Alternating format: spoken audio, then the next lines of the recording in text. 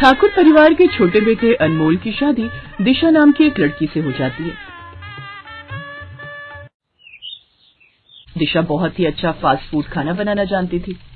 वो अपनी पहली रसोई में सबके लिए वेज चाउमीन बनाती है, जिसमें वो तरह तरह के छोटे छोटे वेजिटेबल्स काट कर डालती है। उसके हाथ के बने ये वेज चाउमीन सबको बड़े पसंद आते हैं। फिर कुछ दिन बाद, अब कौन सुबह सुबह पराठे और चाय बनाए, इससे तो अच्छा होगा जल्दी से सबके लिए वेज चाउमीन ही बना देती हूँ। वैसे भी सबको मेरे हाथों के बने वेज चाउमीन कितने पसंद आए थे। अब एक बार फिर वो सबके लिए वेज चाउमीन नाश्ते में बना देती है। Wow, it's very yummy. भाभी, अगर रोज मुझे ऐसे वेज चाउमीन मिलते रहे ना तो मेरे तो मजे ही आ जाएंगे। सच में दिशा, अगर तुम रोज रोज हमें टेस्टी वेज चाउमीन बनाकर खिलाती रही ना तो एक दिन हम तो घर का खाना और अपने फेवरेट नॉनवेज फूड भूल ही जाएंगे।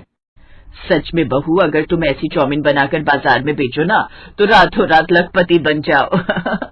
बिल्कुल सही। अच्छा भाभी, मैं ना कल कॉलेज भी यही लेकर जाऊंगी। तो आप जेठानी झट से नींद से जागती है। इसका मतलब मैं सपना देख रही थी। शुक्र है भगवान का, लेकिन मुझे ये सपना सच नहीं होने देना। मेरी देवरानी वेज चाउमीन बनाकर सबको खिला रही है ना, मैं सबको नॉन वेज चाउमीन बनाकर खिलाऊंगी।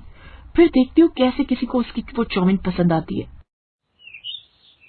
अगले दिन जेठानी सुबह तड़के ही जाग जाती है और सुबह सवेरे ही मुर्गा मंडी पहुंच जाती है। फिर वहां से नॉनवेज लाकर घर पर आकर सबके लिए नाश्ते में नॉनवेज चाउमीन बनाने की तैयारी करती है। लेकिन वो गांव की थी और उसने कभी चाउमीन नहीं बनाई थी, इसलिए यूट्यूब पर देखकर उसने नॉनवेज चाउमीन बनाना सीखा। छी, ये कैसी बदबू आ रही है आज रसोई से। ये आप क्या बना रही है जेठानी जी? मैं सबको आज अपने हाथों से नॉनवेज चाउमीन बनाकर खिलाऊंगी। तुम भी मेरे हाथों की नॉनवेज चाउमीन खाओगी ना तो अपनी वेज चाउमीन का स्वाद भी हमेशा हमेशा के लिए भूल जाओगी। ओ, लेकिन मैं तो भूल ही गई, तुम तो नॉनवेज खाते ही नहीं हो। फिर तो तुम्हें मेरे हाथों का नॉनवेज चाउमीन का टेस्ट कभी पता ही नहीं। चाउमीन बना दोगी ना? हाँ हाँ नैना जी, ये भी कोई कहने की बात है। अरे नैना, मैं तुम्हारे लिए नॉनवेज खाना बना दूंगी ना। वो तो इस वेज चाउमीन से लाख गुना अच्छा होता है। इसमें तो घास फूस मिला होता है। कोई बात नहीं भाभी, लेकिन हमें आपके हाथों के नॉनवेज खाने से ज्यादा दिशा भाभी की वेज चाउमीन पसंद आती है। रियली ननद जी? थैंक यू ननद जी। ये सुनकर देवरानी जहाँ खुश हो जाती है, वहीं जेठानी को बड़ा गुस्सा आता है और वो अपनी देवरानी से जलने लगती है। पहले ठाकुर परिवार में सभी जेठानी के खाने के दीवाने थे, लेकिन जब से देवरानी वहां आई तब से सबको बस दिशा के हाथ की वेज चाउमीन ही पसंद आने लगी। फिर एक रात, ये क्या जेठानी जी, कितने धीरे धीरे काम कर रही हैं आप? जल्दी से हाथ चलाइए ना, ये सब्जी काटिए। अगर आपकी वजह से ग्राहक चले गए ना तो खूब अच्छे से मजा चखाऊंगी मैं आपको। सबसे आपकी शिकायत करूंगी, फिर देखना कैसे सासू माँ आपके बाल पकड़कर आपको घर से बाहर निकालती हैं। नहीं नहीं, ऐसा मत करना, किसी से कुछ मत कहना। मैं काम करती हूँ ना, तुम किसी से कुछ मत कहना। अरे क्या नहीं कहना भाग्यवान, क्यों चिल्ला रही हो? मैं कितनी अच्छी बनाती हूँ। फिलहाल तो मैं कुछ देर और यहाँ रुकी ना जेठानी जी, तो इस नॉनवेज की स्मेल से मुझे उल्टी हो जाएगी, इसलिए मैं तो चली अपने कमरे में। हाँ हाँ तुम जाओ, आज सबके लिए ब्रेकफास्ट मैं बना दूंगी। कमरे में आते ही अचानक से दिशा सोचने लगी, ये जेठानी जी को अचानक क्या हो गया? खैर मुझे क्या, इसी बहाने कम से कम रसोई में तो गई। मैं तो अब आराम से अपने कमरे में बैठकर फोन देखूंगी और रील्स बनाऊंगी।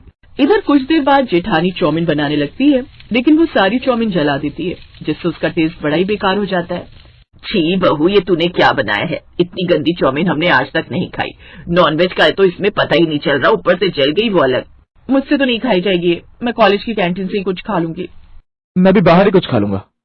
और छोटी बहू, तू मेरे लिए कुछ और ही बना दे। इस मुई की ये जली हुई नॉनवेज चाउमीन मेरे गले से तो नहीं उतरने वाली। जी माँ जी, मैं अभी आपके लिए कुछ बना देती हूँ। ये देख जेठानी को बड़ा गुस्सा आता है। फिर अगले दिन, कल तो मेरी चाउमीन थोड़ी जल गई थी, लेकिन आज जिस कारण वो ज्यादा गल जाती है और वो रोने लगती है। तभी उसकी देवरानी भी वहां आ जाती है। क्या हुआ जेठानी जी? मैं गाँव की हूँ, इसलिए मुझे ये सब खाना बनाने नहीं आता और इसलिए ये चाउमीन ठीक से नहीं बन पाती। तो इसमें कौन सी बड़ी बात है, ये तो बहुत ही आसान काम है। और जब आप इतना अच्छा खाना बना लेती हो तो फिर चाउमीन बनाना भी सीख जाओगी। लाइए, मैं आपकी मदद करती हूँ। सच कहूँ जेठानी जी, तो मुझे खाना बनाने नहीं आता, इसलिए मैं ज्यादातर यही फास्ट फूड ही बनाती रहती हूँ और घर वालों को ये अच्छा लगा। अब मैं आपको फास्ट फूड बनाना सिखाऊंगी और आप मुझे खाना बनाना सिखाना। हाँ हाँ क्यों नहीं। कुछ देर बाद वो सबको नॉनवेज चाउमीन परोसती है, जो कि सबको बड़ी पसंद आती है और अब सब जेठानी के खाने की भी खूब तारीफ करते हैं। जेठानी को अब अपनी गलती का एहसास होता है। हे भगवान, मैं तो बेकार ही अपनी देवरानी के बारे में बुरा भला सोच रही थी। मेरी देवरानी तो कितनी अच्छी है। उस दिन के बाद वो दोनों देवरानी जेठानी एक दूसरे के साथ मिलजुल कर रहती हैं और दोनों एक दूसरे की बनाऊंगी कि जो भी एक बार खाएगा ना वो इसका स्वाद भूल नहीं पाएगा। अगर इन सब ने भी मुझे रेस्टोरेंट खोलने की सलाह नहीं दी ना, तो मेरा नाम भी प्रज्ञा नहीं।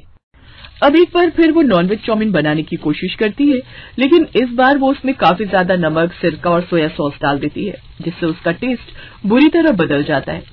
साथ ही उसमें डाला हुआ चिकन भी कच्चा रह जाता है। ओफो प्रज्ञा, ये तुम पर आजकल रसोई संभालने का कौन सा भूत सवार हो गया, जो रोज रोज तुम्हें अजीब सी चाउमीन बनाकर रख देती हो।